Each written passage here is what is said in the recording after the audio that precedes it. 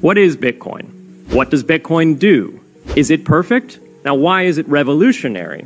Ovo je najbolje objašnjenje Bitcoina svih vremena. Ako imate člana porodice ili prijatelja koji ne razumeju baš najbolje šta je to Bitcoin, pošaljite im ovaj video i bit će vam zahvalni. What is Bitcoin? Bitcoin is the world's first cryptocurrency, and it works because of the world's first public blockchain network. What does Bitcoin do? It's simple. It lets you send and receive value to and from anyone in the world using nothing more than a computer and an internet connection. Now, why is it revolutionary? Because unlike every other tool for sending money over the internet, it works without the need to trust a middleman. The lack of any corporation in between means that Bitcoin is the world's first public digital payments infrastructure. And by public, I simply mean available to all and not owned by any single entity. Now, we have public infrastructure for information, for websites, for email. It's called the internet. But the only public payments infrastructure that we have is cash, as in paper money. And it only works in face-to-face transactions. Before Bitcoin, if you wanted to pay someone remotely over the phone or the internet, then you could not use public infrastructure. You would rely on a private bank to open their books and add a ledger entry that debits you and credits the person you're paying. And if you both don't use the same bank, well, then there'll be multiple banks and multiple ledger entries in between. With Bitcoin, the ledger is the public blockchain, and anyone can add an entry to that ledger, transferring their Bitcoins to someone else. And anyone, regardless of their nationality, race, religion, gender, sex, or creditworthiness, can for absolutely no cost create a Bitcoin address in order to receive payments digitally. Bitcoin is the world's first globally accessible public money. Is it perfect? No. Neither was email when it was invented in 1972. Bitcoin's not the best money on every margin. It's not yet accepted everywhere. It's not used often to quote prices, and it's not always a stable store of value. But it is working, and the mere fact that it works without trusted intermediaries is amazing.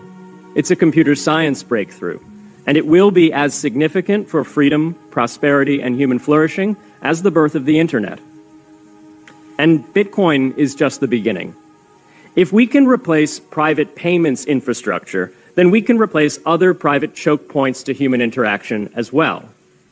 Now, why should we want to build more public infrastructure? Why should we embrace blockchains over corporate intermediaries? Why should we tolerate their inefficiencies and work to make them better? Why should we want the pioneers of this technology here in the United States and not fleeing overseas? A simple reason. Because the corporate intermediaries providing today's critical but privately owned infrastructure are becoming fewer, larger, and more powerful, and their failures are increasingly grave.